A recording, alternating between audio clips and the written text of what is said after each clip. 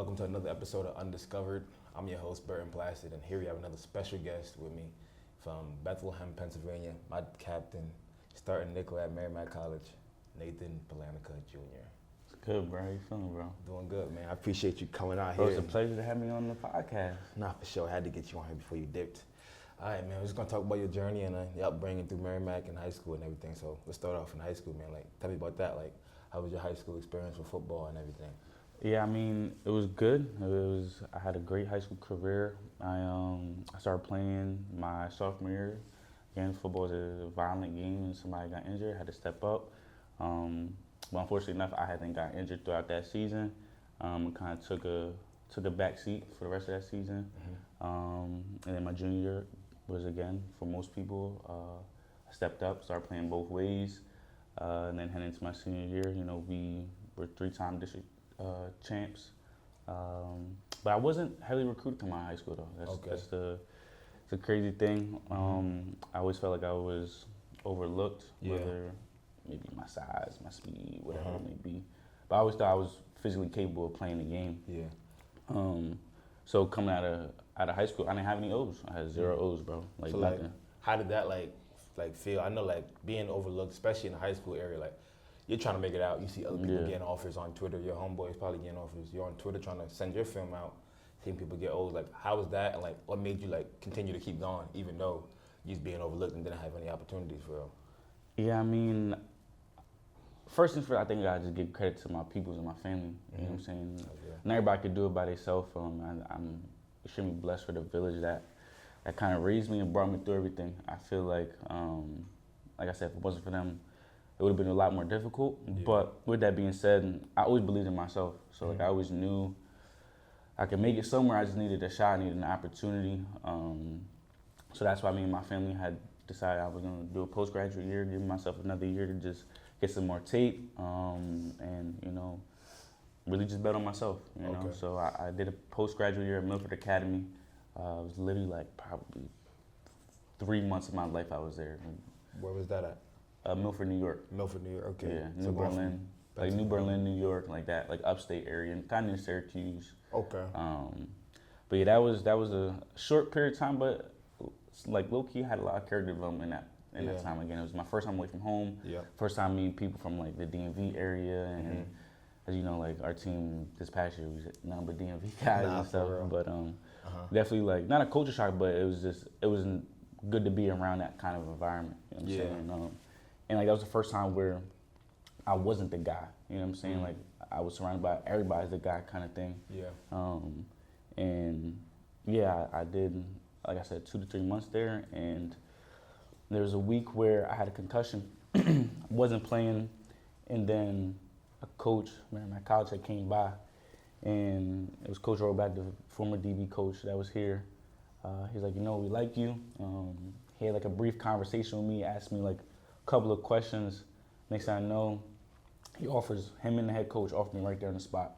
And low-key, I thought that was gonna be I thought more offers was gonna come in right after that. I thought I just needed the one, and then the rest was gonna come pouring in. But now I'm grateful for the opportunity that Coach Roback and Dan Kern had given to me, because these past couple of years here at Merrimack College have been great, and I wouldn't trade nothing for it.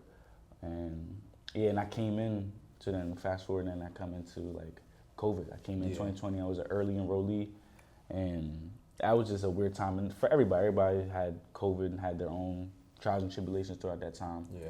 So for me, it was just I came in. They said, I know. They say we're going home for spring break. Then it's all right, dang, man, we're home for the whole year. Yeah. And then we came back during that fall. Then got sent home again. So I hadn't played football, and then I came back again the 2021 spring. We had a little 4-game season, 4-game stretch or whatever. But I didn't really play. I was a little injured. I was a little banged up. Yeah. But again, I wasn't taking care of my body. Honestly, I don't think I was doing the right things that I needed to be doing to just level up or whatever. And I didn't really start playing until fall 21. Yeah. But again, that was my first time really playing ball since the prep year. 2019. Yeah. So my 2019 fall was my last time really playing football. But I know that transition happened from the prep to Merrimack. But let's get into that like prep way. Like not everybody knows what the prep way. I know like people go JUCO, people go D3, people go D2, but like, the prep thing is a little different. Post grad, you know, like how was that experience? I know my JUCO experience is a little different. I went across the country to play football. Like how was your experience over there? I know you spoke about it a little bit, but I want to hear what you and the people say. Yeah, like I said, it was definitely, it wasn't a culture shock, it was just a different environment for me. So like, just to paint a picture, like they had us in classrooms. It wasn't in a dorm. Like the school had all the players within the school, but it wasn't like a prep school or like something that you could think of like a boarding school. You know? It was literally like they had a big classroom. There was 6 of us in one classroom per classroom. It was literally insane. They just had regular sized twin beds. Oh wow. And yeah, and like literally, bro, the first 3 weeks that we're there, no hot water. Every time it's cold shower. So we're like, yo, mind you, we coming in from the hot sun, and it's just like, you want some nice water. Yeah, and it's not there. And then we had to like, there was like almost like hike. I think it was like about 1.5 mile hike. I could be gassing it, but that's what it felt like, just to go to the practice field. It's good to practice. Just so we had to, every morning we would wake up, jog, do an early morning jog, then come back down, get our stuff, then go back up to start practicing stuff. Damn. Rough. And then we had about 7 cooks that came through there. 7 cooks. Mind you, the eggs was always green. Yeah. The food was always like, you didn't know what you was getting. You didn't the bad eats. Yeah. But, you know, I want to change that time I had with all them boys from Milford, because, again, it just shaped me into the person I am today, and I built bonds that's going to last forever. But then, honestly, our Milford season got cut short. We ran out of O-linemen. All the O-linemen got hurt, so we didn't play our last game, which was supposed to be against Army. Wow. Yeah. Damn. And then that messed up everybody's recruiting too. Like, not only was COVID and coming right around the corner, but film was cut short. Everybody's film was cut short, and that was a big game that everybody needed. You know what I'm saying? That's what coaches look forward to, the Navy and the Army game. Yeah, true. So then, now then we fast forward back to like what you were saying. After the spring, you had the little spring at Merrimack. Yeah, a little 4-game stretch or whatever. Yeah. So then the fall's coming up. You got fall came up. Blew out my hammy. Blew out the hammy. Yeah, right before the season, blew out the hammy. Yeah. So again, it put me behind the 8 ball. And again, like I've always been somebody, like I work hard. Like I always took care of my body. So like those little soft tissue things that happened to me, I was like what's going on? Like why is this happening? You know, you kind of start to feel sorry for yourself. You start to, but again, like I don't let it phase me, but I'm human, bro. See what I'm saying? So like it did. I'd be lying if I said I have thoughts that came like past my mind. It was like, dang, like why is this happening right now? Like, I'm just trying to ball. I'm just trying. Nah, yeah, for sure. And like people don't talk about how like injuries can really like just throw your whole mindset and your whole flow. And just love for the game. You know what I'm saying? So. But now I bounced back, got some dry needling, and you know, finished that season strong. I was on some like 3rd down packages. I was getting in the mix. That was like your first time playing a little bit. Yeah. Which was cool. And then leading into that next season, which you know was a great season for me. I had a great season overall. I was playing reps with my boy Trey, and we were doing our thing. You know, and I think that season we were like 8-3, 7-4, something like that. Yeah, that's good. Yeah, we went on like a crazy heater where we just won like 6 games straight. Okay. Is that when y'all was in the NEC? Yeah, it was in the NEC. Okay, that's good. 8-3. That season goes by. You said you had a good season. Played, and then that was the season after that was 2024. No, it was 2023 now. 2023. Okay, 2023. Yeah, 2023. So now tell me about like you had a good season going into the I'm thinking about this next year. I'm gonna kill him. Going into spring. I'm about to kill him this year. So tell me what happened during that time. Like how did that go and everything? Yeah, and then so going into that spring again, I'm like, I got the same mindset. I just go up, turn up crazy, and about 3 weeks in the spring ball, I like break my ankle, but I didn't know it was broke. Yeah. So cause at first they thought it was just a high ankle sprain. Yeah. And they was like, all right, just rehab it. So like that was the whole plan. Like, you was gonna rehab it, and lo and behold, it's about 2 weeks before like our exit meetings, I get another MRI. So yeah, your ankle's broke. Like you need to get surgery ASAP. So you was playing on it? I wasn't practicing because I couldn't. Okay. So, but that whole time I was just rehabbing, thinking like, okay, cool, I'm gonna just get the swelling down. I'm gonna build up the muscles, the tissues, everything like that. And yeah, literally 2 weeks before the exit meetings, we getting sent back home. They're like, yeah, you need to get surgery. So I'm like, huh? Damn. So then I'm in the doctor's office. They said, yeah, you're going to be out the whole year. The whole season. Huh? I was like, this could have been taken care of earlier. week 3 of spring. Then you'd have been ready for this. At least been ready. At least what, game 3, game 4? Yeah. So then that put me again. I was just like, come on, like again, it's chipping away at the love of the game, is because like you work so hard to get back and then you get a setback. You work so hard to get back and you get set back. Yeah. So I was getting frustrated. Like I said, I'd be lying if I said I didn't get frustrated. You had to get the surgery, go through the rehab process. Go through that whole thing. So you ended up missing the whole season? Whole season. The whole season. So like during the season, like how was that? I know, like being on the sideline with the guys. Again, testament to my old coach, Coach Roback. I had a conversation with him, telling him like, yo, like I need you to help me stay locked in, like, cause I knew myself, like I probably would have checked out, I would have done whatever. Yeah. So like that's why I kind of tapped into like my coaching side, where it's like, all right, I want to be analytical of the game. I want to like really dive deep into my film study, understand the formations and just different sets within the offense and as well as the defense too. Mm-hmm. So a lot of the games I would travel to, like they actually brought me. They don't usually travel injured guys. Yeah. They was traveling me, because again I was helping in the box. I was writing down scripts. I was doing stuff like that, almost like a GA low key. Yeah. And like I remember during like camp, I was filming everybody's reps, telling them what they need to do better, like blah blah blah. I was even helping the kickers out.